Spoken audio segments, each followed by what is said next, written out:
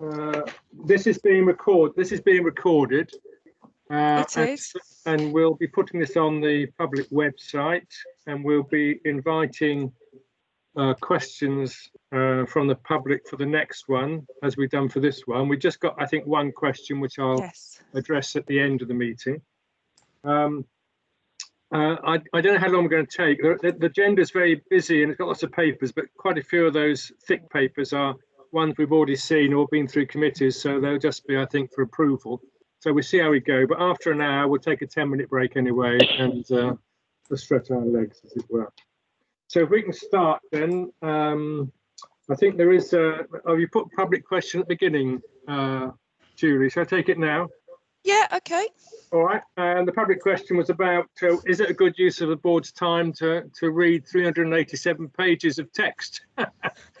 Well, I think I've just addressed that in the sense because the board has one of its responsibilities is monitoring the performance of the trust, and some of these reports are mandated by a regulator. They're looked at by committee. We've seen them before, so some of this is not about going through them again, but just a last chance to make sure we're content before we formally approve them. So we try and keep the agenda short, but sometimes this time of year we have long reports to approve.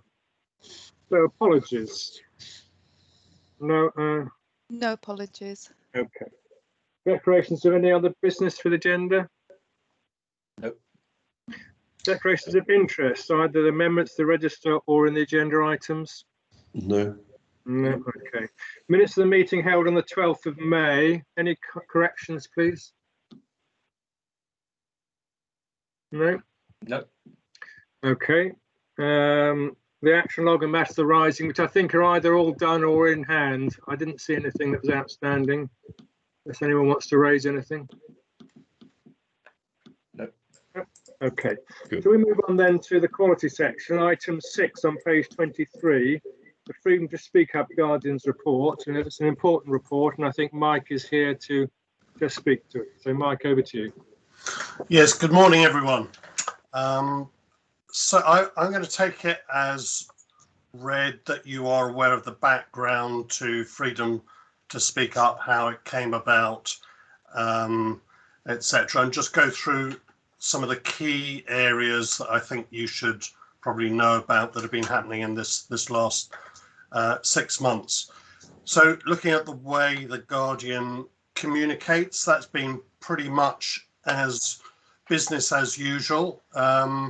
During COVID, there hasn't been any real restriction in the way that I've been able to communicate about Freedom to Speak Up, the Guardian, the champions, and the work it does. So I've been presenting directly to corporate induction, junior induction,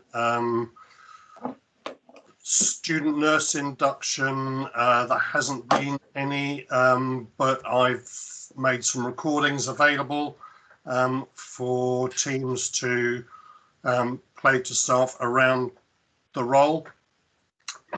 As usual, I've been supporting the quality, diversity and inclusion agenda. The tail end of last year, there was a whole range of network events, roadshow. So I was present at all of those. That presented a few cases that came to me on the back of that, which I'll go into in a minute. And also I've been a part of the Safety Culture Steering Group and the Ethical Considerations Committee. That was set up at the start of COVID. It was assumed, I think it's fair to say, that might have been a busy virtual committee. In actual fact, not an awful lot has gone to it, and I was there on the assumption that staff might be coming to me around ethical considerations, raising concerns that way. In actual fact, there wasn't anything. Again, as usual, I integrate with partners both locally and more far-reaching. So I'm a member of the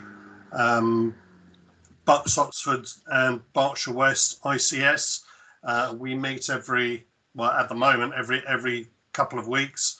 And there's a more wider reaching regional network of guardians that I contribute to. In terms of the cases raised, if you have a look at the table there for 2019-2020, there's nothing really that sticks out apart from Q2, which I'd already mentioned to you last time I was at board. There was a spike there in number of cases raised. That was from one particular service, that was community nursing in Reading. During that quarter, I had probably 6 or 7 cases raised around concerns within that service. Otherwise, the rest of the year it's been fairly consistent. You'll note that I get very few cases around patient safety. So Freedom to Speak Up was originally set up around creating a culture where people could raise concerns around patient safety. In actual fact, the reality is that very few of those cases come via the Freedom to Speak Up Guardian, whether in the organisation or nationally. The assumption is that any concerns like this are raised elsewhere through staff handovers, through the clinical leadership structure. So the majority of the cases I get are around what I call staff experience. So how staff feel at work, what is affecting their employment and their enjoyment of being part of Berkshire Healthcare. The majority of that is cases around bullying and harassment. Some of it has comes from staff within the networks, specifically BAME. And there's a few cases that I would get that impinge on staff that aren't around bullying and harassment. So, for example, during the last 3 months, I've had probably half a dozen cases around PPE, change of guidance on PPE, annual leave, and some of the changes there, and also redeployment, and more recently end of redeployment. So a few low-level cases. Some of those I haven't reported through to the National Guardian's office because it was just a question of very quickly signposting members of staff to the right information.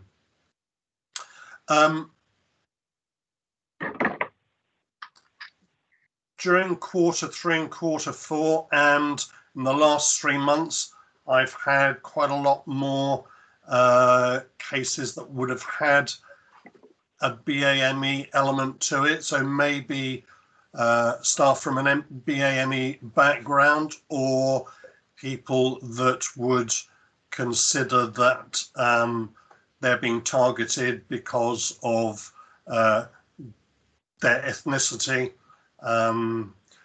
So 65% of cases have come from staff from BAME background, and 50% of those relate to BAME issues. I haven't got official figures for first quarter of this year as yet, but it's I'm looking at about 12 cases that have been raised to me. As I said, 6 around COVID-19, and the rest would all be around the staff experience, majority of which are cases of bullying and harassment. The impact of COVID, it hasn't really impacted on the work of the Guardian. that work has gone on pretty much business as usual. I haven't been redeployed. I haven't been on the wards or whatever. I'm not clinical by background, so most of the work has continued as usual. Alex, you have a question? Thanks, Mike. It's just on the bit about bullying and harassment and coming from BAME colleagues. You've got potential anonymous issues being raised. How do we respond to those through the freedom to speak up route with HR colleagues? Are you collecting themes if they're anonymous and they're being fed back into our people in HR processes? Yeah, so the majority of cases I get, there is a degree of confidentiality that is required by those that speak to me. As I go through the process, it may be that we waive that confidentiality and people are happy to talk to HR or to a senior manager. It's always, I have regular meetings with HR and with Julian, Debbie and Tracy Slegg. We have status exchange on a monthly basis and we go through all those cases. If I know that there's a BAME aspect to it, I will highlight that to HR. Sometimes I don't know. It may be an email, it may be a phone call. I may not see the person concerned. So wherever possible, yes, I try and highlight those and make sure that HR are aware. And during the feedback process, I do ask questions around EDI, ethnicity, gender, etc. So I try and gather as much background information as possible to present to the trust to try and determine if there are any trends apart from specific services. On that chart, the spreadsheet there, the anonymous there means anonymous to me. So I get a letter and that's all I get that isn't signed or anything like that.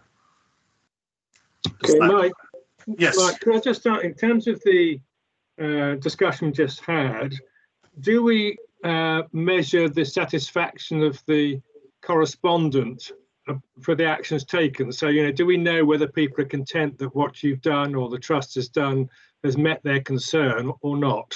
Yes, that's all part of the feedback. So the feedback is around freedom to speak up and that process. I don't get involved with outcomes from any investigation and how satisfied people are in that respect in terms of addressing the concern. My role is around the process of coming to the Guardian. Was that an easy process? Were they supported? Was there appropriate feedback? Okay, thank you. I think we got Aileen and Dave. Yeah, my question was really just building on yours, Martin. I was just wondering if you got an anonymous come in, how would you feed back? But I guess you're talking about difficult. Yeah. Yeah. Okay. So right. it's one-way communication. I get a letter saying I don't like this, X, Y, and Z has happened. There's very little I can do about that. I can't even respond or acknowledge, really. I just wonder if we could Sorry, Aileen. I was just going to say, I just wonder if we could potentially have a way where, you know, you have some sort of place on the web, on an internal website where people could, you know, you could say this was raised and this was the action taken. I don't know if that would be appropriate or not. I guess it depends what the situation raised was, isn't it? Yeah, I mean, if I can't communicate back to the person that sent me a letter, it's very difficult. I can action it. I can take it forward to the relevant person and say that such and such has happened, but I don't know how I can Yeah, no, I agree. feedback. Unless it's publicised on the website or intranet or whatever. Okay, David and then Thank you. Naomi. David and then Naomi and then Chris. Thanks. Can you hear me okay? Yeah. Yeah. Yeah, sorry, I'm just on an iPad for the first time. I'm having a technical problem. Mike, I was just picking up on the BME stuff. So I was interested to see that 50% of the staff experience concerns were BME, and also interestingly that all of them were related for the bullying and harassment, all were related to staff and none to patients. So I'm just working with the network at the moment on pulling together priorities, and we did prioritise bullying and harassment from patients and staff on a campaign last year, and so we're just considering what to do this year. So from your experience, just making sure that there isn't other stuff you're aware of that's not in the report. If we were to work on something, do you think we need to be working on bullying and harassment and focusing just on the staff side? Yes, that would be my recommendation. So that was a key point made at the last Safety Culture Steering Committee meeting. And I'm currently working with Laura Davis, EDI lead, and the comms team. So revisiting bullying and harassment and how we can address that. So there is work going on, both with my Freedom to Speak Up hat on and security management hat, because it's all intertwined: violence against staff, abusive behaviour, some of which is racial or sexual in nature, and people coming with concerns. So it's all part and parcel. Okay, can we just move? Naomi, then Chris, and we better move on. Yeah, thank you, Mike. Just a quick one. I have a memory of a letter that was sent regarding just culture from Dido Harding several weeks ago to CEOs in NHS trusts, and I know that from a strategic perspective, we're looking at ways in which we might improve our approach to investigations and disciplinaries. And I know this has got a slightly longer wavelength to it, but are you anticipating that will be a sort of integral strategic approach to the freedoms to speak up? Yes, so I do feedback to HR on findings, and if there is something that relates to the grievance process or investigation process, I will highlight that to them. So we're always looking to improve. We review some of the findings. So some cases are reviewed by the National Guardian's Office, and they will do a case review and send out recommendations. There was one very recently, Whittington NHS Trust. I've sat down with HR and we've gone through that and looked at the recommendations from National Guardian's Office, and in actual fact there's very little to action there because we're doing most of the work already. Thank you. Okay, Chris, and then we'll move on, please. And it's just a mathematical point, really, and it's one to sort of, to make this a little bit more upbeat. There's a danger when you look at the table to think that we are a massive outlier on bullying and harassment, and that is actually far from the case relative to the national position. We are bang on in line with the national position. The reason the maths look the way they do is that we are hugely underrepresented in patient safety concerns. And actually, if you look at it that way round, actually that table is giving us a whole load of good news. It's saying that our staff are massively, disproportionately less concerned about patient safety issues and as concerned as everybody else in the nation on bullying and harassment. So actually, when you sort of turn it on its head a bit, actually there's quite a bit to celebrate here. But that's just the maths. Thank you very much, Chris. In fact, I think I'm right in saying the National Guardian has produced a sort of survey of all trusts about how staff feel, and we come out very well in that. So there's more work to do, but we shouldn't sort of take it too negatively. Thank you very much indeed, Mike. We must move on, I'm afraid. Annual research. Thank you very much. Annual research and development report on page 31. Minu, just Just a few words. Thank you, Chairman. So for a small team, which is largely self-funded, we have, at least over the last 3 years, I recollect, we've outperformed all expectations. Now, we are lucky to have Katie, who has joined the Trust just a little over a year ago, and has given the team and our whole research approach a fresh perspective, for which I'm really grateful. I will just hand over now to Katie to update the board about our research activity in 2019-20. Thank you very much. Thank you, Minu. So I've just prepared a sort of 5-minute summary, and then I will take as many questions as you would like to fire at me. So the report's quite different to previous reports in that it really provides an overview of research activity for the last 4 years, not just the financial year, as I felt at this juncture it'd be really good for you to understand exactly what research activity looks like at BHFT, as we are you know, fairly prolific in terms of research activity. So it focuses on all research as well. That's one thing that's slightly different. So previous reports have really focused just on the national portfolio research. So these are things that are run potentially in multiple sites across the country. They're on a national list of research projects with the National Institute for Healthcare Research. But of course, we also have a fair amount of student research project activity and some staff research activity. So that is included in the research in the report. I've also included this year some new sections for you on equity of access to research, on impacts of research, because I think that's really important, not for you to just know the numbers, but to pass the so what test, really. Also sort of the research participants' experiences, because we participate in a national survey every year, which we get really good feedback, and staff motivations for working in research, and a bit more about alignment with BHFT priorities. So I really don't want you to think of us as a department that sits over there, have separate funding. You know, we really are an integral part of what the organisation is about.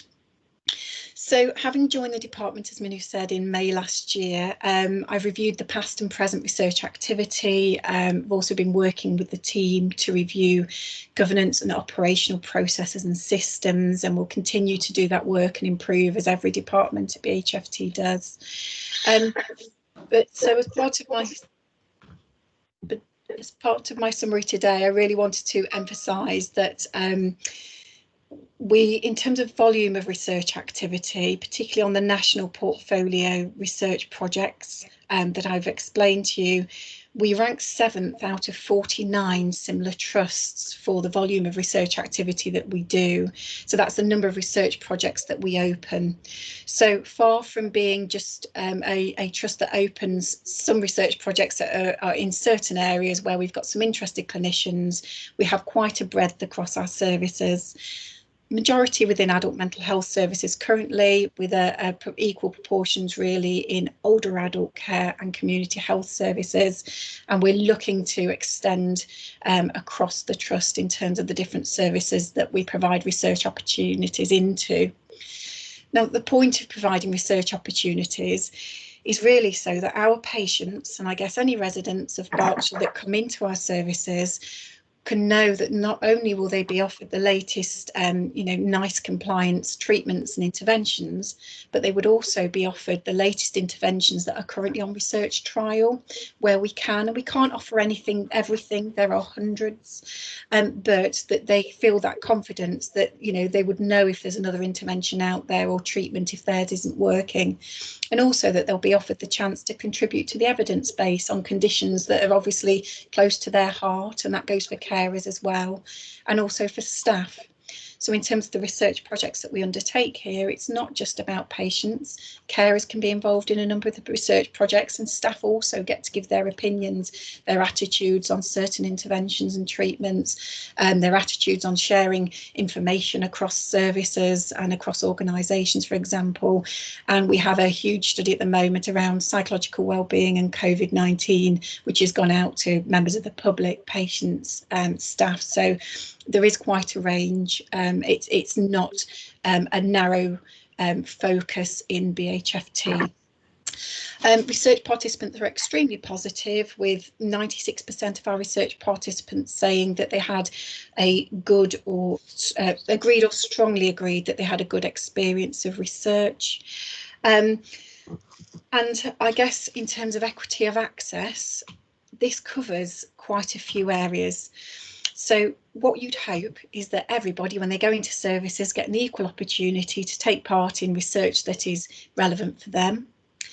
At the moment, we have what's called a research interest list, which essentially is us over many years going out to services and saying, if you know of anyone that's interested in research, you know, talk to your patients about it, give us their names, we'll keep a database. Now, of course, we're trying to integrate that into the Rio systems. So there is a tick box that says, do you consent for the research team to contact you about research? That's new of this year, and we're starting to roll that out. But essentially, it should mean that all services, whether they're interested in research, you know, or have it on their top of their agenda or not, it's there in their core forms for people to sign up. And we send people a letter to say, well, you know, you've signed up to this. This is what it means. What are your preferences? So there's something about just getting generally into all services. But there's also something about the different types of research projects that people can access, and whether or not the people that then sign up for research are from all the different groups that you would want them to be from, that make sure that it is equitable access. We struggle with some of the data on that, because often people sign up to studies online, so it's anonymous, or we have to give the information in a certain way to the study team and remove certain elements of the data. So the best we can do is really monitor our systems, such as the Rio tick box or our research interest list, to know, well, how many people have signed up from different age, different gender, different ethnic backgrounds, and different parts of Berkshire. I think the final thing I'll say is just in terms of what other improvements that we want to make. We really want to make sure that people are feeling able to explain what research is, that people are aware of what research is and come and tell us if there are any research projects, and that if staff do want to get involved in research, they know how, they know where we are. And that we really build on some of the partnerships that we've got across the region. So we've worked very closely with Oxford Health this year, with Royal Berkshire this year. So, for example, we seconded 3 of our staff over during COVID because a lot of the research was focused on acute trusts. So we want to really support that. And we particularly also want to continue to align with BHFT priorities. So, you know, the research projects we choose to open are based on a few things. One is, do we have the capacity? Do we have the staff skill set? Do we have a service that's interested in taking it on? But it is also about whether or not we sorry, just lost my train of thought there for a moment. Whether or not, sorry, those are important priorities for BHFT. So if we know the priorities, and it's very clearly outlined, obviously, in our plan on a page and our trust strategy, you know, falls, pressure ulcers, suicide, self-harm, then as research projects come through, we can have a prioritisation list and, you know, really weigh up whether or not things are important to the organisation. If we've got 4 projects to choose from and only capacity for 1, so things like that and the direction you give us can really help us to choose. Katie, thank you very much. I just got one question and I'll throw it over. The question I have is about equality and diversity again. You speak in the report that speaks about the patients, the participants in the studies. But do we record, and if we don't, should we record the diversity of the staff who take part in the research? That is, are we encouraging all parts of our communities as staff to take part? So yes, we can do that on a few levels. Some are easier than others. So firstly, we fund around 30 staff across the organisation, so not just in the research department, but in other services part-time. And we can certainly give a profile of who are they, where are they, what groups are they from.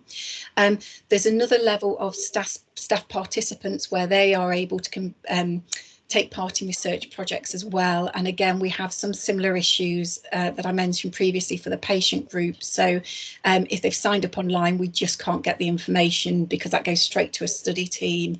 Right. But if we are able to collect the information, we can provide that, but it's how representative that would be of the entire number of people that have participated. Yeah. Okay, I understand. I think in future the report might helpfully just show the diversity of the not the participants, but the research people, our staff, just so we know that people feel able to do research if they wish to. I think Mark and then Chris. Yes, Katie, thank you for your presentation. It's encouraging to see how the research function continues to develop. I suppose my question is, how effective are we as an operation in feeding back to both staff and participants the outcomes of that research? Because one of the concerns that has been aired in the past has been that people will often participate but then not be aware of their contribution or the effect of that. And I was just wondering how effective we are in that feedback loop. Yeah, so I would say historically we have not been as effective as we could have been. We have really reviewed that this year, and you'll see in the appendices we've started to pull together some service level reports that we can specifically take back to service areas. So we can really feed back to people on so many levels. One of the issues we have is the time lag. So sometimes the research isn't going to be published for a while, but we sometimes do get early indicative findings that we can share. So it's really incumbent on us as a department and services. So the services need to understand the research they took part in, what the early findings were, what the final published results were, and feel confident to share that. But as a department, we need to do far more virtual showcases and, contribute to the newsletters that already go out that reach people, do a lot more on social media, and a lot of that is just about thanking people, because it really then makes them want to take part in research in the future. But no, we've absolutely had that feedback that people don't feel they know always what happened with the studies they took part in, and we are really working on that, and our teams have done a lot of trawling through the different publications that have been reviewed, ready to feed back to at least 4 or 5 services in the next few months. Okay, Chris, and then we'll move on. Thank you. That's very apposite, Katie, that you would use the word thanking in your last sentence, because I just wanted to thank you really, because for what was, quite a long paper, it was one of the most interesting and assuring papers that I've read in the in the 5 years that I've been involved. I especially remember a one-to-one that you and I had, I think probably in your first or second week, when I talked to you about, how, that my vision of research, and perhaps also to a lesser extent clinical audit, was that you were our equivalent of a manufacturing company's research and development arm, and how if you could engage 4,000 people inside the trust, or as many of them as you could, to horizon scan such that we can become fast followers. And I read this and I thought, wow, we've come on such a long way. I really like the 4-year comparisons, and I thought the way that you aligned what your team are doing with our, should we say, the organisation's priorities, and at the same time an ethos towards improving patient experience, was absolutely bang on. And I absolutely buy your section 14 future direction. I think that's absolutely the right track that you're on.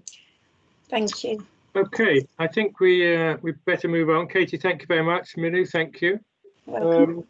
Annual complaints report is on page 80. Debbie, if you can bring out the key things. Yes, thank you. So this is the annual complaints report. It's really just for information. It's a mandated report which covers the last financial year. And what I would say is there's nothing in here that you haven't already seen in the patient experience quarterly reports. This is just an element of those. The data is comparable with previous year in terms of numbers. We continue to provide responses to complainants within negotiated time frame, which I think is really, really important. And when benchmarking against peers, the number of complaints we receive is less per 1,000 staff members than national and peer average, and our activity with PHSO remains really low. In terms of themes and trends, most of our complaints, when we look at them, are quite unique to the situation and concern that the patient has raised. So pulling out themes and trends from complaints alone is actually quite challenging, and actually I think that needs to be done alongside other patient experience data in order to achieve real learning. That's all I really wanted to say about this. I'm happy to take any questions. I think it's fairly straightforward. Any questions, Naomi? Yeah, quick one, Debbie. And as you say, what we're seeing here is an endorsement of things that we've already seen in prior quarterly reports.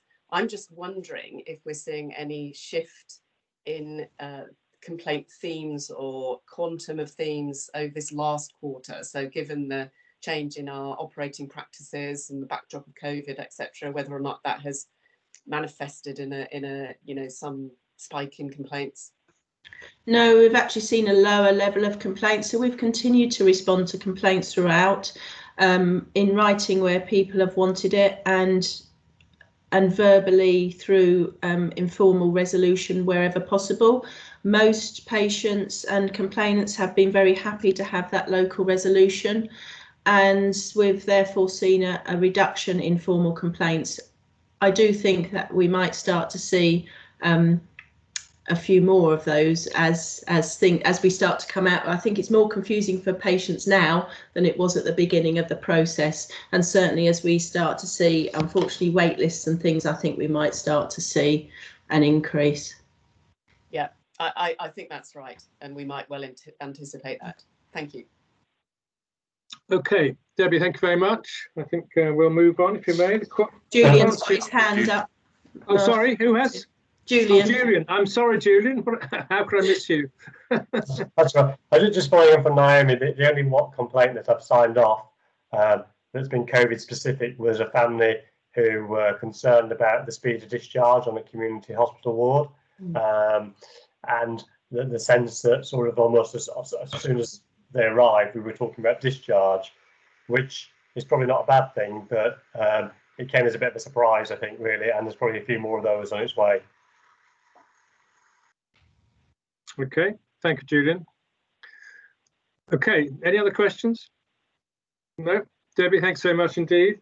If we could do that now onto the quality account. This is the document, well, Minu can take us through it, but it's a document we've seen before. It's been to the governors every quarter. So Minu, did you want to say anything before we consider the recommendation? Thank you, Martin. Just a very brief introduction. That the NHS-E&I deadline for publication of the 2019-20 quality account is 15th of December, but we are in the fortunate position of being able to publish our quality accounts right away as soon as the board approves it. Given it was already largely ready with stakeholder feedback even before the peak of COVID-19 crisis, I just want to highlight one amendment which is due to be made since we submitted the paper, which is on page 100 under the patient safety section. So rather than two, we had only one medication error, so it is actually good news, which resulted in moderate harm. The second error, which was initially noted as moderate harm, was downgraded earlier, and that recording has just got to come through into the report. That's all I have to say. I'm quite happy to take any questions. It's a very comprehensive paper, and it's one I always find useful to look back at, and delve into to remind oneself of where we are. So I think and the work's gone in is a tremendous amount of work. So thank you to you and your colleagues for this. Are there any questions for Minu? No, so we have seen it all before. On page 165, I have to, and Julian has to sign off that we are essentially saying this report is factually correct. So is everyone content that Julian and I do that? Yes. Okie dokie. Thank you very much, Steve. Thank you, Minu. Still on with you, Minu. Annual medical appraisal and revalidation report on page 188. Thank you. I bring this report, like all the other reports today, annually, again for board approval and for sign off by the chairman of the trust. This year, Martin, you will not have the inconvenience of signing the report because we are not required to submit it as yet. We've not received that directive because of the whole process having been suspended. But I thought I would still prepare the report and present it to the board for general assurance that our appraisal figures remain higher than any other year that I have known, and that we have all the processes in place for high quality appraisal and the revalidation approvals going through. Happy to take any questions. Very reassuring. Chris? No, I was just... Oh, sorry. Just expressing, well done. All right, yes. Well, thank you. I was going to say the same. Well done. It's a very reassuring report. So I've got nothing. Anybody else got anything on this? No. Okay. Thank you very much, Manu. And if you'd like to sign it anyway, I'm very happy to do so. I will let you know in case nationally they ask. They have not yet asked, so it's just that we get it through the board for their visual approval. Okay. Thank you. Thank you. Now, 6 monthly safe staffing report, Debbie, important report. If you can, on page 206. Yes, so in summary, this is a 6-month report. It covers 6 months to the end of March. It's primarily for information, but it does include, as required, a declaration that the board need to note that Minu and I believe that safe staffing was achieved within this 6-monthly period. The last report that did highlight that our acute mental health wards had suboptimal staffing due to sustained higher patient acuity. And we agreed, rather than providing more healthcare assistance into the wards, we would explore the use of activity coordinators to provide both improved staffing levels and an increase in therapeutic activity. This is currently being taken forward. Other than that, staffing establishments, along with the ability of the wards to bring in additional staff if required, remains sufficient to achieve safety. Although I do, and I say this fairly regularly, recognise that high numbers of temporary staffing can impact on quality at times. Over this period, what I would say is there's been a positive recruitment of registered staff, particularly PPH and West Berks Community Hospital. And we have seen a positive reduction from 5.6% of shifts with only one registered nurse across the trust in our wards to 3%. So it's virtually a 50% reduction, which is really pleasing to see. I'm also aware that Prospect Park have seen further good recruitment in the last few weeks. They've managed to secure a number of third-year students that are currently on placement to us as part of COVID, have taken permanent positions with us that will start over the September-October period.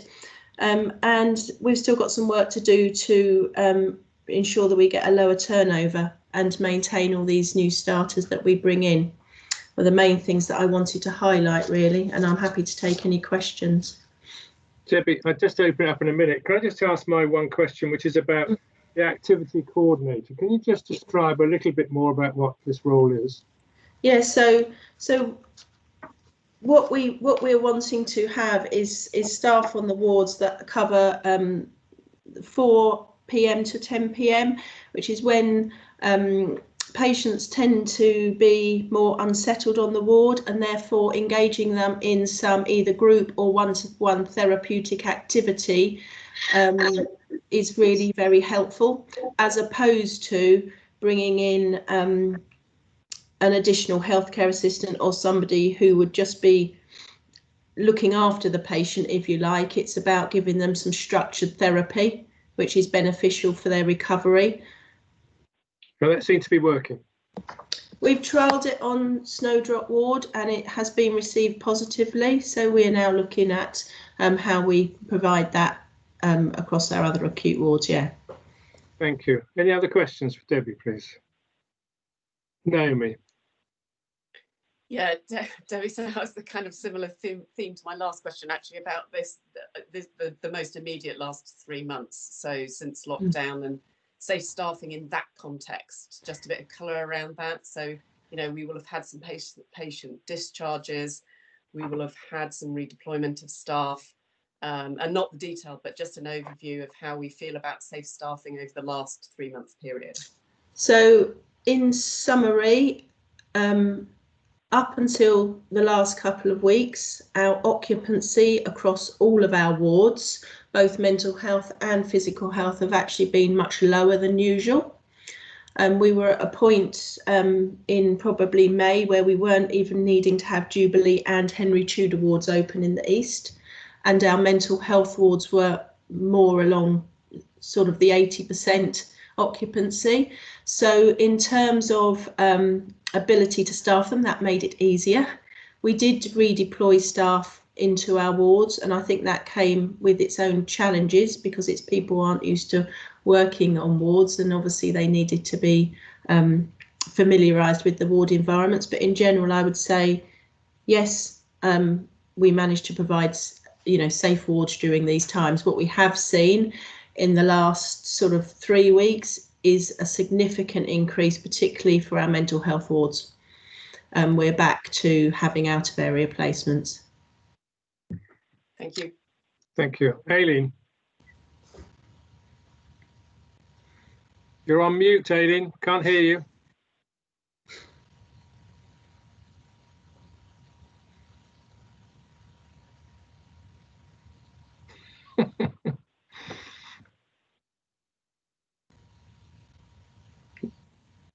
Can't hear you. Okay. We'll let you get on with that. You're gonna have to ask the question later, perhaps. Anything else? Okay. If we could then, we just got to note your declaration, which is a formal declaration, haven't we? It's on page Yes, 224. It's a standard declaration that we approve. One last chance for Aileen. No. Yeah, I've got it off mute now. Sorry, the phone had locked on me and I couldn't get it switched off. Sorry, I was just saying it's great that we've maintained all of our safe staffing levels. You mentioned turnover and trying to keep turnover down. I just kind of wondered what plans, thinking you've got around that, really. So it is, workforce is one of our strategic initiatives and something we're looking at, and Alex is taking forward with HR alongside the rest of us at the moment. Aileen, there's lots. There's not really one quick fix. What we have done from what we do know is that we lose quite a lot of staff in the first 1 to 2 years, and so we have worked really hard with the preceptees that we appointed, particularly into Prospect Park. We appointed, I think it was 18 preceptees in sort of September, October, November time last year. And we've got a significant piece of work around that, and that has resulted in us only losing one, I think, and the rest have remained. So there's definitely something about making sure we provide that support, but that is only an element of the turnover, and obviously there's lots of other reasons. So I don't know, Alex, if Alex wants. Yeah, we're going to discuss a bit later in committee around the A3 workforce plan that's in development. But some of the key components are the root causes of our short-term and other turnover, and we're seeing that work pressure, work-life balance, promotion prospects are key issues that we're going to want to get into in some more detail with those top contributing units to get some of these themes out and some focus. So we're in the analysis stage using the QI approach at the moment, which you would have seen, and that's been helpful to kind of frame the problem, if you like, at this stage. But there's we can see in data there's some improvements already. It's what we can step up now to really maintain that retention position, which is kind of fundamental to stability really in the workforce. Yeah, no, I think you're doing some excellent work. Thank you. Thank you very much. Well, thank you, everyone. Thank you, Debbie. Can we move on then to the Quality Assurance Committee meeting minutes on 2:30? I guess they're really just if there are exceptions. David there? David Buckle there? No? Yeah. Doesn't seem to be online. Okay, well, unless has anyone... Oh, sorry. Martin, I am, but I can't talk. I'm sorry. So. Oh, okay. Still bleeding from my tooth extraction. Oh, all right. I'm assuming as they're the minutes of the meeting and the committee has looked at them, that unless anyone's got any particular things, we'll... There are no issues that I need to highlight. Okay, thank you. And I hope your tooth gets better soon. Oh, it's much better, thank you. Yeah, it's out. Okay, shall we move on then to Debbie again, NHS Infection Prevention Control Board Assurance Framework, page 262.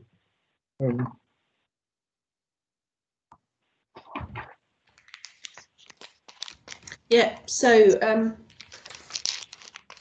this is here for, again, for information. It's classed by NHSE as a board assurance framework, but I'd call it more a detailed self-assessment tool, really, to ensure that organisations are compliant with the infection control measures and directives put in place by Public Health England during this COVID period.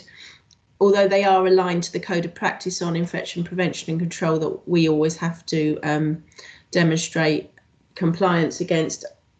I hope it's fairly self-explanatory, really. The one area that us, along with all others, really have more challenge around ensuring is that policies, process and guidance that we do have in place are practiced at service level at all times, and the clinical directors are managing that assurance through their usual quality assurance governance processes within the divisions.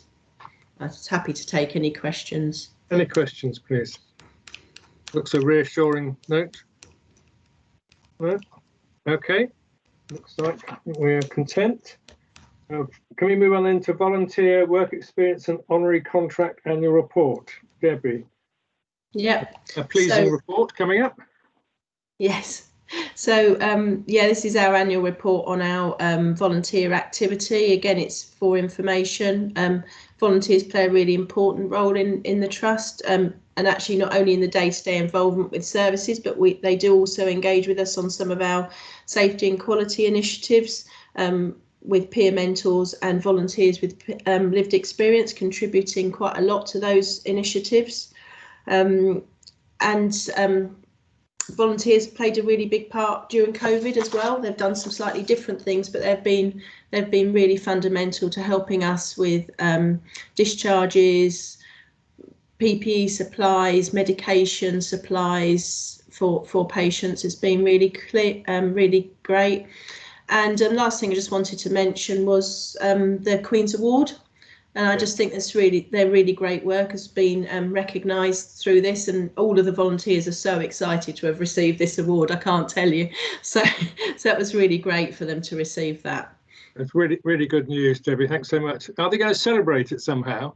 I'm sure they will be, albeit in a socially distanced virtual way at the moment. But there is also the opportunity for a couple of people to be invited to a Queen's Tea Party, which again won't be happening this year, I'm sure. But yes, it will definitely get celebrated. Very good. Well, that's lovely. I hope they enjoy that. So I think it's really important that we encourage the volunteers and that they're well managed too, so they understand what they have to do and feel comfortable.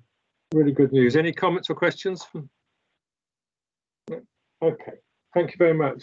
The executive report on page 295, I think it is. Julian, do you have anything to say, or should we just ask questions? Well, we've covered off the excellent news around Berkshire volunteers, so yeah, I would say it's probably worth just reflecting on where we are with the staff risk assessments. Yeah. They are comprehensive. Managers have done a really good job, and we've seen recently where we are compared to our local counterparts, and we seem to be making good progress there.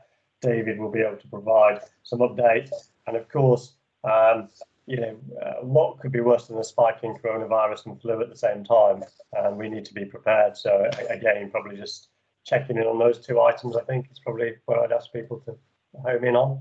Yeah, is it possible just to have an update on the risk assessment? Is that the latest result in the paper? I don't know. Is David able to help?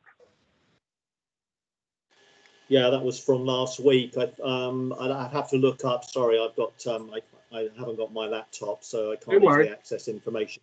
But the report from a couple of days ago was between 90 and 95%, and we're just following up on the data to understand those that haven't yet had the risk assessment. And it might be that those that haven't yet been completed are those that are off sick and we can't actually have that conversation with at the moment. but we are checking into that. So there's now a national requirement to have all BME staff risk assessed. This requirement came in a couple of weeks ago after we'd already started, to have them done by the 24th of July. Certainly expect to. You're breaking up, David. Yeah. Can you hear me now? I can hear you now, yeah. Yeah. So there's now a national requirement to have all BME staff risk assessed by the 24th of July, and we certainly expect to have hit that target. Very good. Thank you very much for that. Any other questions? No? Okay. Shall we go on to, I think we'll press on if you may at the moment, the finance report 299, Alex? Thanks, Martin. So this report's to the end of May. We are in the COVID financial regime, which means we have no contracts. We're funded centrally to deliver a break-even position, inclusive of our underlying cost base and any COVID-related costs that are scrutinised and reported through to region. Of interest is that month 2 and in fact in month 3, having seen the results, we have a small underlying surplus pre-COVID. Costs in terms of our operating cost base, and that's driven by changes in service suspensions, closures that are due to start back up. Our home working has changed some of our cost base. Our variable costs changed due to activity changes. What we are focused on now is what does the forecast for the rest of the year look like, and what are we likely to be set as a plan requirement by the Department of Health. We're due to have some national updates this week. They have not been able to give us guidance as yet, and in fact the block funding arrangements will continue into July and probably August as well. There is some word there may be an efficiency factor that's applied to lock in some productivity gains through this COVID period. We just need to see what comes through and what target we're going to be set. I'm asking my team to engage operational divisions around a break-even assumption towards the end of the year. So we'll be bringing back some of that work to the Finance Committee in July to update on our forecast approach. We have significant cash balance because you recall we received April and May payments in advance on top of a fairly substantial cash balance already. Our capital plan is now overseen and delivered via a control total within the Bob ICS. We've had that total agreed, and our schemes there make up that control total. In terms of some highlights, we've just handed over the early house project as complete, aside from the car parking, and services will begin to move in there. Obviously, because of COVID, we have a substantial building that we need to review the use of now, given a number of the services there will be remote working, engaging their patients from different locations, and there's potential opportunity to consolidate further in Reading some of our estates. So we'll be looking at that as a transformation opportunity.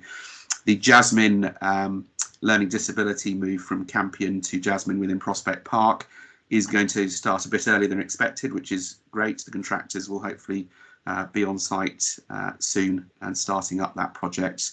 So we'll need to scrutinise and deliver that programme very carefully to maintain a credibility of our capital delivery within an ICS control total, as this will be the way capital is managed going forward within the system over the next few years. Nothing else to highlight. Very happy to take some questions. I think the forecast is going to be key for us now going forward, alongside any new guidance that comes out, hopefully. Any questions for Alex? Chris?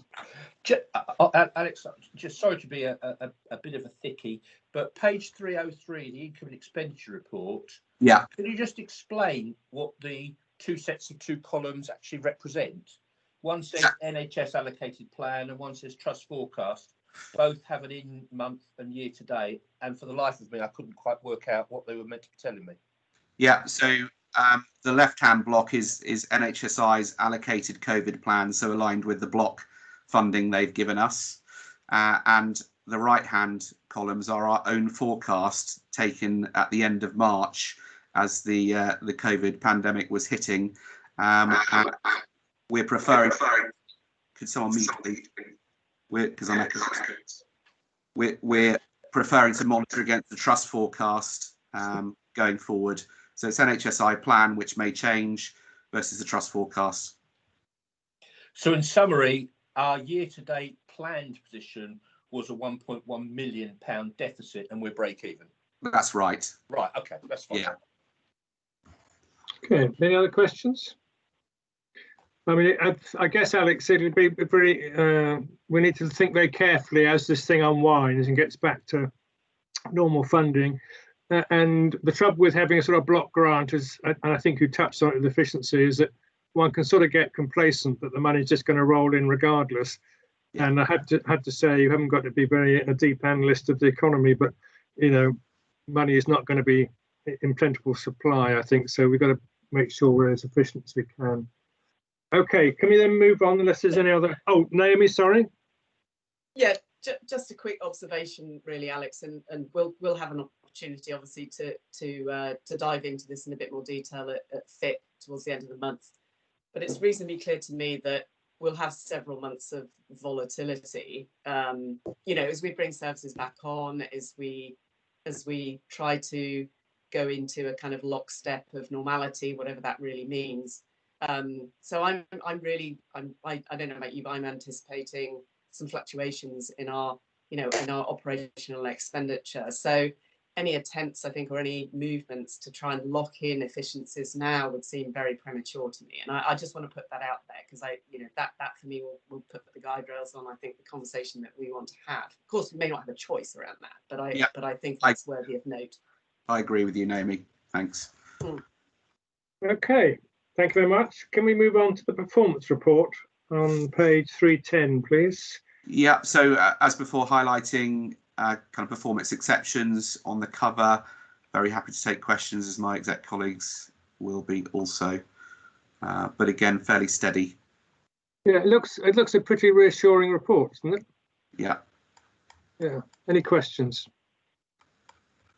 No?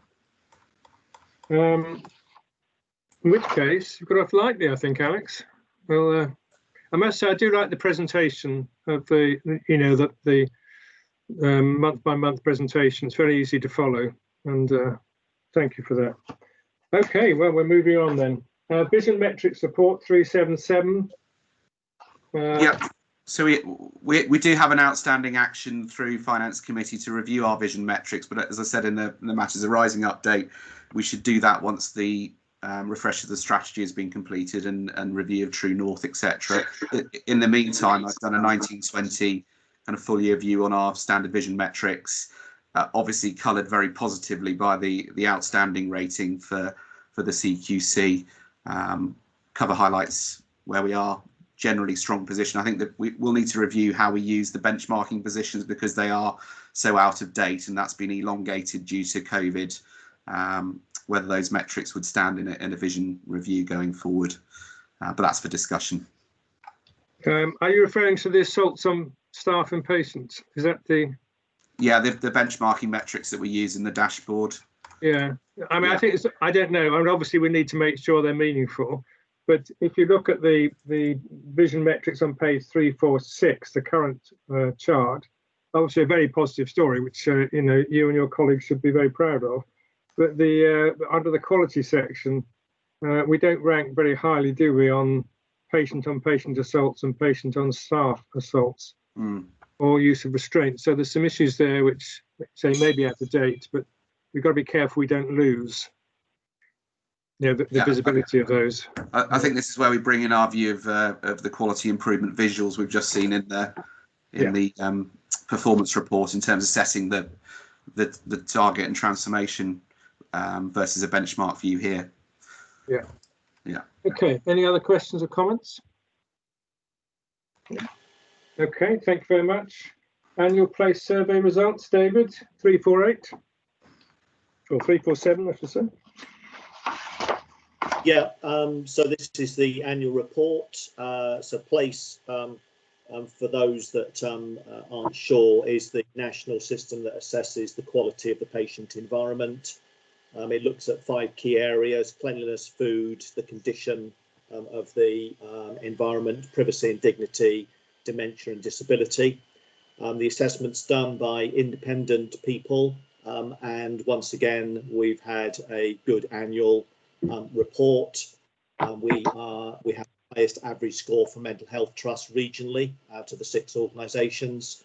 we're the second highest average score for all mental health trusts nationally. That's out of 45, and we're the 9th in terms of average score for all trusts nationally. So there's the presentation that just takes you through those results, what they are. I'm happy to take any questions, but a really good result and a good reflection of the quality of the estates facility management team that we have in the trust. That's very good, very reassuring. Mahmouda. Can I? Yeah, I just wanted to know how often is it done once a year? Is it an annual thing? Yeah, it's annual review. Yeah. Right. And do they speak to patients as well as staff? Yeah, they have patient assessors that are involved. Oh, yeah, right. and they do. Yeah, that's fine. Yeah, brilliant. Thank you. Chris. Chris, you're on mute.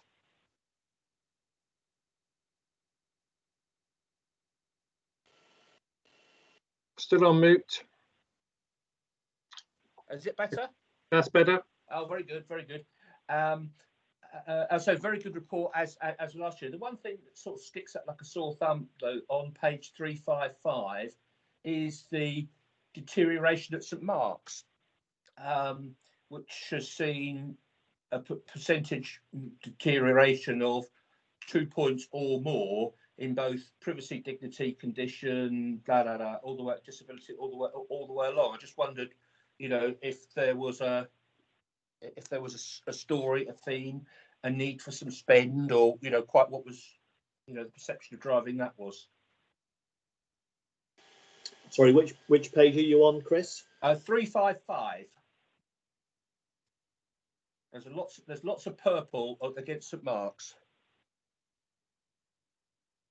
Yeah, I think with St Mark's, it's about the environment, so that would be consistent if we went back over the years in terms of things that we're able to impact. So we have looked into it and we've made some benefit, but I think the nature of that environment will mean that it will continue not to score as well as some of the others until we're able to put the investment in that's planned. I can get some more information relating to those specifics of those scores if that would help, because we do have the detail that sits behind. I wouldn't worry too much about that. It's just, you know, accepting that St Mark's is what it is, and I drive past it every day pretty much, and it is what it is. It was just seeing the deterioration year on year of 2 points or more, and that can I guess it can be subjective when some of these things are done. But you just look at it and see, oh yes, it is a year older than this time last year, but a 2 point reduction in pretty much across the board does seem to make it an outlier and ups the case. Yeah, what that slide is saying, the slide is saying that it's 2 percentage points below the trust average for the other sites, not that it's deteriorating year on year. Yeah, but it does seem to just say that project, if we're going to do something about the community sites or not, it just sort of means that we should be rattling that cage as fast as we can, really. Yeah, and it still scores well on most domains compared to the national average, despite being lower than our other sites. Yeah. Okay, thank you very much. Can we move on then to the Equalities Update Report? Catherine, page 257. Are you there, Catherine? I am. Can you hear me? Yeah, we can hear you fine, thank you. Perfect, thank you. Thank you very much. This report provides an update on our statutory equality, diversity, inclusion work, but also against our equality, diversity, inclusion strategy. But I think firstly what I'd like to say is actually a thank you to Natalie Zacharias and Laura Davis, who've put all the hard work into this. It just so happens that Natalie's on holiday, otherwise she would be presenting the work herself here. Some of the areas that we are progressing have already been covered in reports you've seen earlier. I really probably just need to flag that the progress we've made in terms of recruiting and career progression has improved, and we've achieved above the targets that we had set ourselves. So we'd be looking to stretch on that in our new equality and diversity strategy. The ongoing areas of work we've already referenced in other reports include the work around bullying, harassment, which continues to be an ongoing piece of work and will be in our new strategy. The freedom to speak up work, which Mike very helpfully outlined in detail earlier for us. Other areas of work are around staff networks.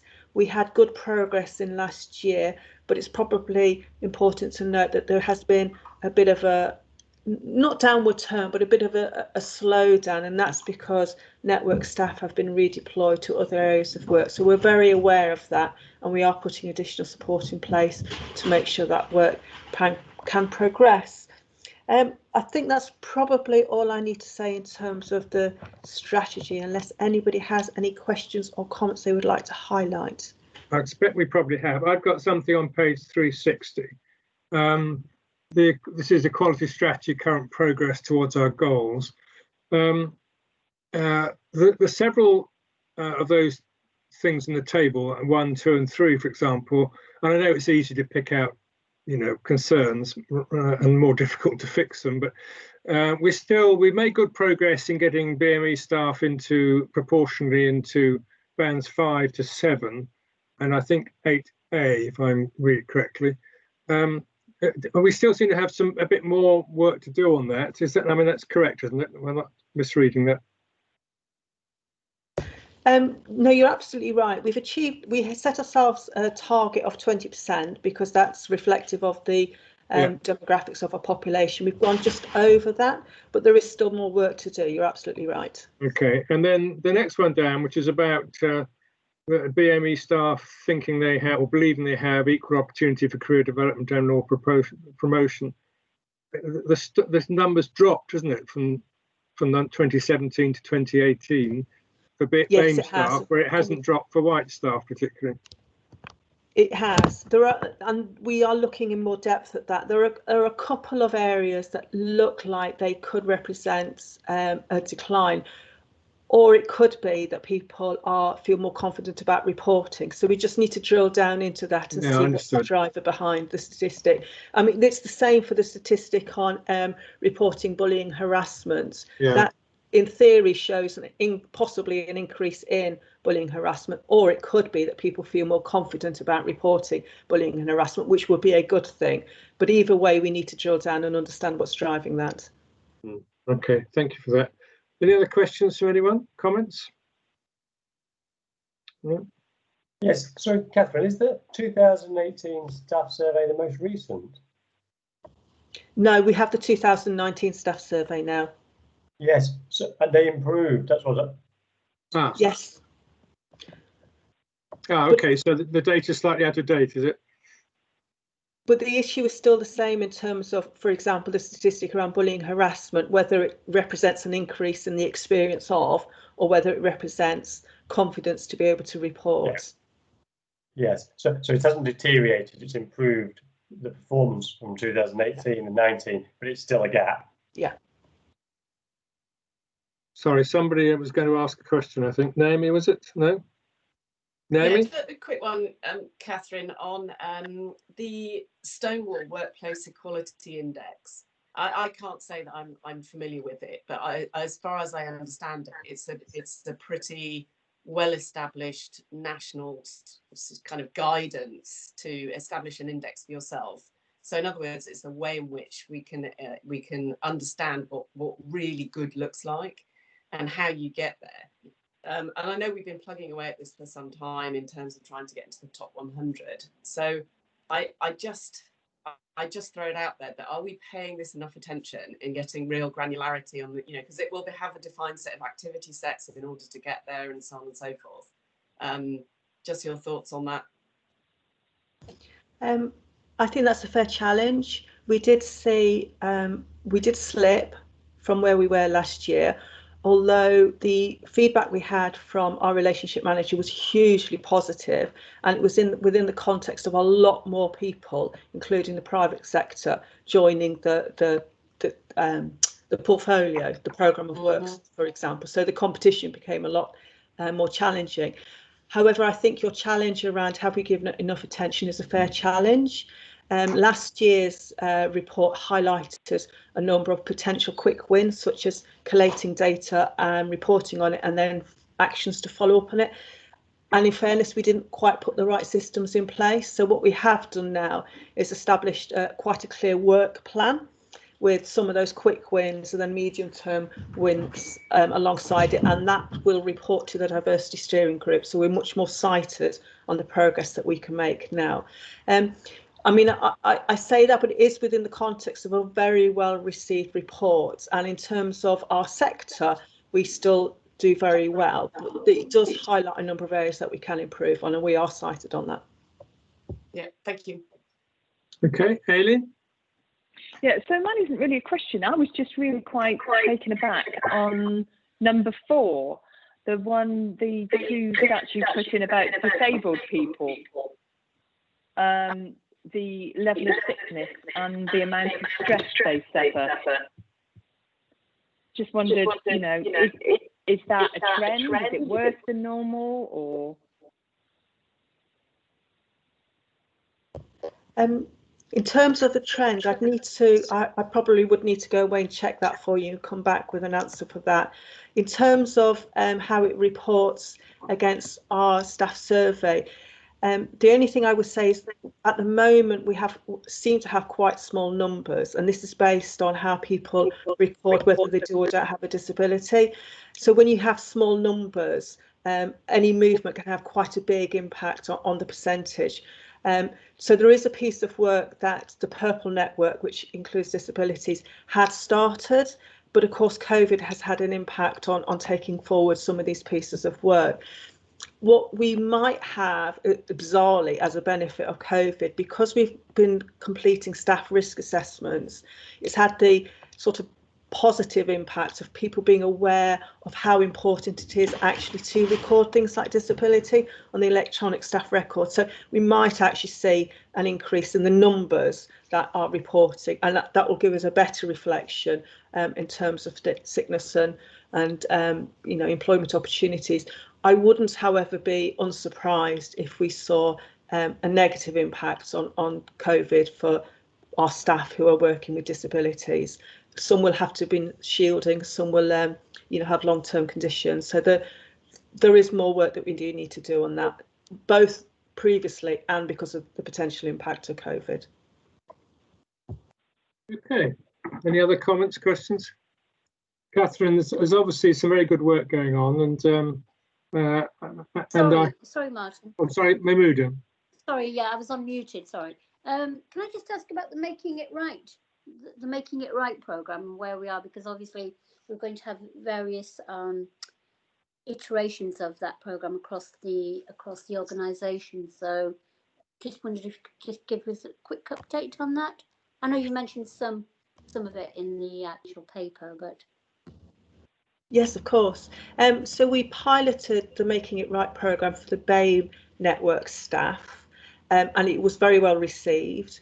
The last cohort didn't receive quite as many numbers as we had anticipated, so we had actually thought to move that back a couple of months to enable more people to enrol, and then of course we got caught up in COVID.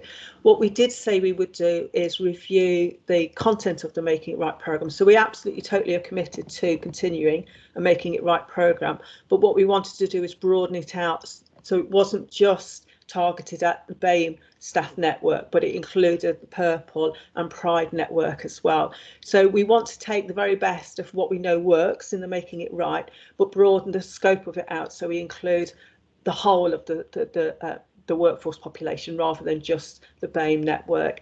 In terms of when it will start again, we are currently exploring. We had a conversation about it at our last diversity steering group meeting. It was clearly a face-to-face training programme, so we're having to explore now, rather than wait, which could be quite a long wait, exploring other ways of being able to deliver this in the current sort of context. Okay, thank you. All right, is that all right, Marina? Yeah, thank you. Okay, just as I was saying, Catherine, it's some very good work going on. It's obviously, it was one of these quite difficult problems to really get every bit solved, as it were. There's always something. and I can fully understand the issue with data. Is the data slightly worse because we're getting more honest data, or is it the problem? I think the only advice I'd make is that we've got to keep pressing on in a very open, transparent way, which I think we are, working with the networks, and also really holding ourselves to account for some of these quantitative targets that we set ourselves, and don't let them slip away just because they seem difficult. But I think all the stuff you're doing is great, so thank you very much for that. Okay, can we just move on then to the COVID-19 recovery plan? So again, Catherine, 368.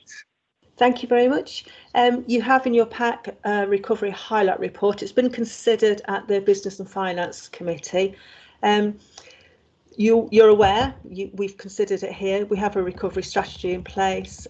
We have initiated a recovery process.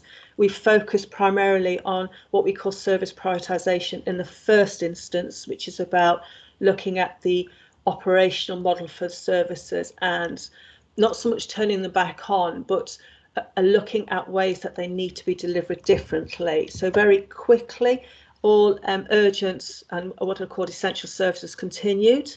And what we're looking at now are planned services. So a lot of services we moved over to remote ways of working. So using Teams, One Consult for first appointments, for triage, for follow-ups, things like that. Those services are now being operationalised again. But they're offering a lot more of their services remotely. That's the big change. And when we talk about transformational change, that's the big difference. As part of reopening a service, we have what's also called an estates and facilities management template. The importance of that is it looks at the amount of PPE that will be required for the staff and patients to be able to remain safe. So that's a very important part. The other very important part is where services are site-based. The estates team go in and assess the layout of the sites, and there are sometimes things that we need to do in terms of one-way flow, signage, etc., like that, and to maintain things like social distancing. So that's very much the stage that we're in at the moment. There are other elements of work like digital workforce that are clearly just as important. We are taking a programme approach. So those are all coming online, and we will have oversight of all through a programme board. The highlight report includes a section on risks. You won't be unsurprised to know that the predominant risk we have at the moment is around workforce. This is about availability of workforce, given that very early on, you'll remember, we had quite a lot of staff off sick. And then, of course, there's the risk of a potential second surge. And then probably the highest, the risk to highlight going forward is around supporting staff resilience and well-being in all of this. We're already picking up messages about fatigue, the trauma of redeployed staff who, for example, were school nurses working on wards, seeing older people really poorly, dying. So there's a huge piece of work on resilience that we're also doing, and we've approved an ongoing staff wellbeing offer to help with that. We're also part of the Bob and Frimley recovery pieces of work, and we have contributed as Berks West to the Bob recovery plan. I think that's probably all I needed to highlight, so happy to take any comments or questions. Anything else for Catherine? Chris? We're muted after. Chris, you're muted. Sorry, I was on my best behaviour, muting, and then something kicked in and stopped me unmuting. On 370, you talk about 37 services approved to recover and 20 awaiting approval. Are there any, with in mind the Bob Frimley requirement or desire to keep the rapid facilitation of discharge and keeping people out of hospital? Are there any in that, should we say, 20 that are, should we say, most of concern to you in terms of where we might let the system down if we don't find a way of getting them up and running properly? No, well, it's two answers to that question. Firstly, in terms of the community rapid discharge or the hospital discharge service, it's known by both. And we have made a commitment to continue that 7 days a week up until the end of March. And that's probably the service that both systems would be most cited on. So we have worked with staff and we do have an approach where the staff can continue to work on that service. Some of the staff that have been working on that service have been returned to their substantive service because a substantial number of those staff came from the MSK services, which are also a priority for the two systems. But having looked at the... we just need to qualify that commitment that there has to be funding for that, and that's not confirmed yet, to continue the post-discharge 7 day. Right. So systems are working that through. It's an intention, but we haven't got a route through to the funding for the additional costs of that yet. Right. The other thing that I was going to say, Chris, was that having looked at the capacity, we don't need to use the amount of redeployed staff to continue a 7 day service that we had originally thought we might do, because the spike wasn't as horrendous as we thought it would possibly be. But taking into account Alex's point about the finances. Right, okay. And the 20 services themselves, are there any there that we are, should we say, more wanting to get up and running as fast as possible? You know, I suppose in acute services, you'd be saying, is there anything related to cancer? Is there anything, you know, that you'd be thinking about, you know, what's in the sort of the headlights? Are there any in that 20 that we are really wanting to get up and running? No, I think it's probably fair to say that those services that were of a priority, so audiology was part of the cancer pathway on the Frimley side, but really probably the most important ones that we stepped up first were children's services and around safeguarding, school nursing. So we actually fast-tracked those, I think, that were of the highest priority. And we've moved to a more stable position now. So we were meeting twice a week to sign off these services. And we have just moved to once a week because we have, I think, got through the most important or highest priority quite quickly. And now we've moved to a more sort of stable position where we can consider. And we're also now moving into a position where services, for example, diabetes coming out of King Edward's, there are estates issues that need to be considered, and they will take a little bit more time to work through. So it's getting to those more sort of knotty problems now that we need to work through. Okay. Thank you, Mark. Yeah, Catherine, there appears generally in the public a lot of confusion in terms of the recovery of service and provision of services back to them.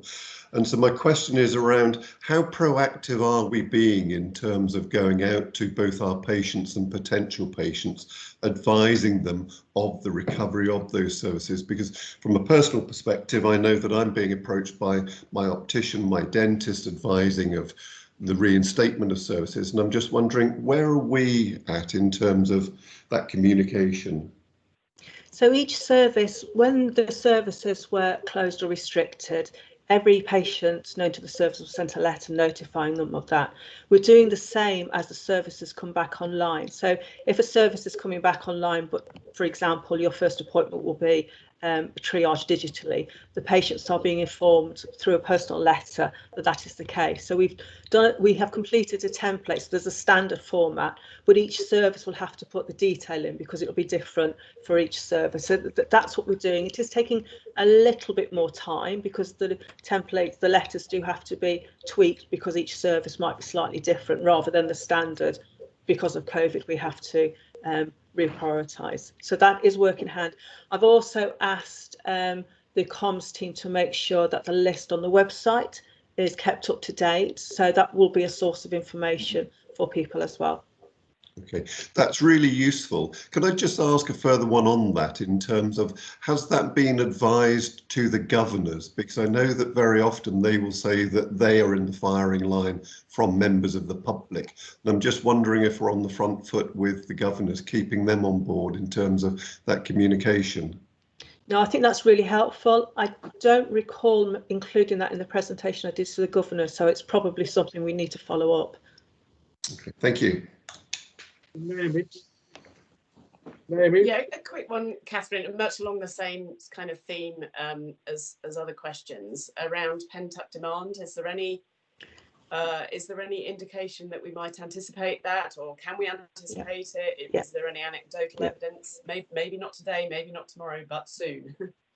Yeah, we have built a capacity model, and there is an increasing demand on waiting lists. So Ian Hayward is leading on that piece of work, and he's working with each individual service. So we've started with the 1920 baseline.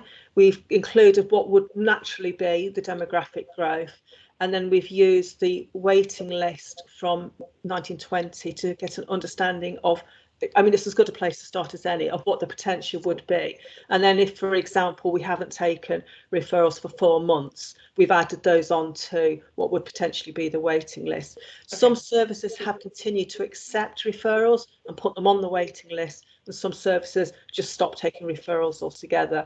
So where a service has accepted a referral and put it on the waiting list, you've got a better idea of what that growing waiting list will be. But where a service just stopped taking referrals altogether, then we're using that estimate. The only other thing that is probably a bit more of an unknown is the impact on patients of having their care delayed. So they will be more poorly when they get to the service. So that's a bit of the unknown. We can sort of estimate fairly robustly what the numbers will be, but the impact in terms of patients, their experience and their outcomes is a little bit more unknown. So we'll probably do a bit of scenario planning on that. Good, thank you. Very much. Any other questions? No. Thank you very much indeed, Catherine. Thank you. Audit Committee meeting. Chris, I think, is there anything you want to raise? We'll just take it as read. Yeah, take it as read. You know what this meeting's all about, and it was pleasing that we were able to, in effect, sign off our annual accounts within, I think, a couple of calendar days relative to the same date as we did in the previous year. You'll have seen on page, I think it's 378, the specific things that we did approve on behalf of the board. We did receive our first ever top of the class award from our from audit in terms of our internal control rating, which is something that we have been aspiring to.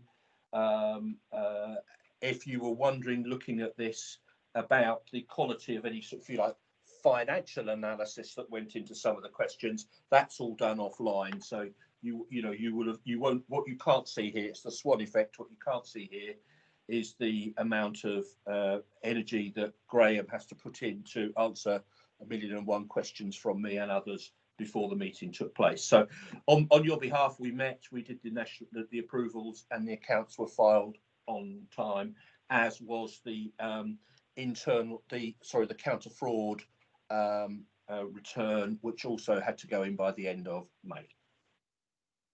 Thank you. Anything else anyone wants to raise? The committee is stood up from the 27th, so we have our first full audit committee meeting later on in the month. Thank you very much. Okay, let's move on then. Trust seal 384, Alex. Alex, you there? Sorry, I'm on mute. Just to note, please, the deed at Prospect Park for the Campion move to Jasmine, and the Nickerson's house lease renewal. Okay, I guess we're all content with that. Thank you. Corporate risk register, new risk. Debbie. Yes, thank you. So one of the most significant risks that we face in healthcare at the moment is staff-to-staff transmission of COVID, mostly because any transmission impacts on the ability to provide services if staff are needing time off because they're COVID positive, or indeed because through test and trace they're needing to self-isolate for 14 days. And it also really runs the risk of an outbreak, as we have seen in other local providers, both in healthcare and in other sectors. So therefore, I felt this warranted its own risk on the register at the moment, so that we could monitor what we were doing around it. So yes, happy to take any questions, but that's the rationale for it, having its own risk on the register. We would like to see it on the register, and on page 386 you've listed the controls in place as well. And I guess it'd be useful just to have any views of colleagues about whether they think those controls are adequate or they missed something. Not that we're experts, but because I'm not. For me, Martin, it would be just, and Debbie, really just about, are there any pinch points? You know, when you look through the controls, do they all feel like they're embedded, they're working, they're sustainable, or are any of them wobbly? I think controls are all there. I think every single organisation across the country struggles with 100% compliance at all times, and that is the challenge that we have in keep providing the message, the rationale. You know, we need staff to do this because they understand the reason and are committed to that, not because I or anybody else is telling them they need to do it.